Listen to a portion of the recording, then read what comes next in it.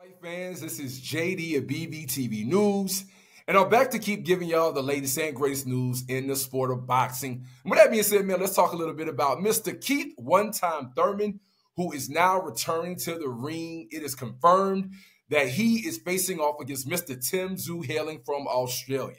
Now, I gotta admit, man, I'm a little surprised. This came out of left field, out of nowhere. I wouldn't have expected Keith to be willing to get in the ring with Tim Tsyzu. But nevertheless, man, I'm impressed and I'm ready to see this bout go down. Now, a lot of people over the years have been skeptical of Mr. Keith one-time Thurman, as of late, and wondering how much he really wanted to be in any type of real competitive bout. I mean, in 2019, he had his one and only loss against Manny Pacquiao, who we saw Manny Pacquiao get him down to the canvas early. And then we saw Keith Thurman kind of rally late. And he really won all of the late rounds against Manny Pacquiao. So if he had started out faster, he possibly would have, been the one to knock off Manny Pacquiao. But nevertheless, that was his one and only loss. But since that Manny Pacquiao loss in 2019, he had only faced off against one fighter, and that is Mr. Mario Barrios, who was really like a 140-pounder that he brought up to the welterweight limit of 147. So, you're looking at one fight over the past 4 years for Keith one-time Thurman, which had a lot of fans skeptical of him really wanting to still be in the sport of boxing and that he was just kind of chasing a payday. Now, I do believe that ultimately Keith Thurman's main goal was to end up getting that bout with a Errol Spence Jr. or a Terrence Bud Crawford. Now, when you look at the backdrop of, Terrence Crawford, Errol Spence, and the other fighters that surround them, it kind of makes a little bit of sense when you take a step back and look at it, right?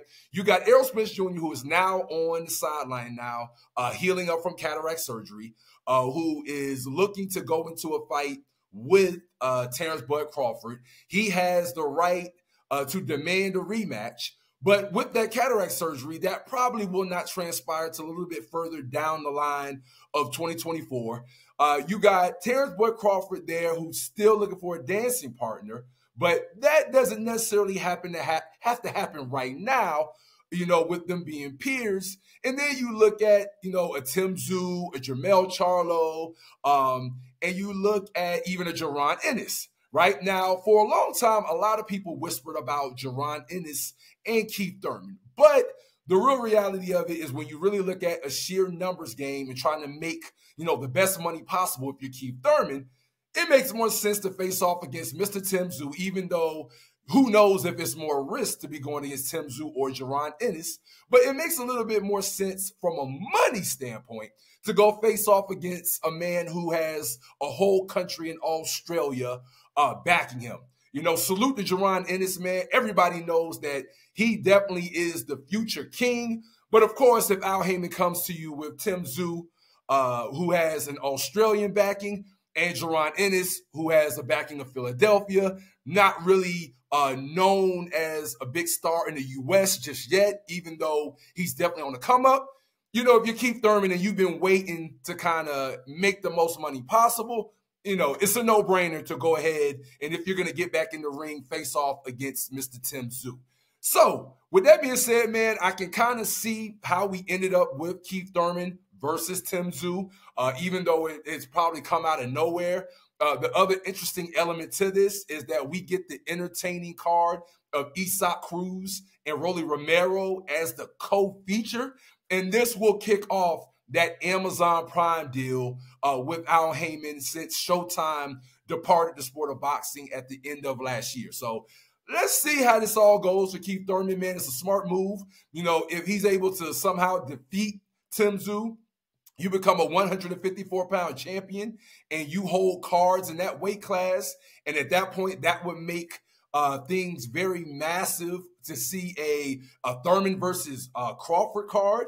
Or even if you just have a great showing, right? And it's your first fight, at 154 against Tim Tszyu, even if you look good, people might understand that, hey, he's not a true 154-pounder. He went up to face off against Tim Tszyu, but he still looked really good and he lost a dicey decision.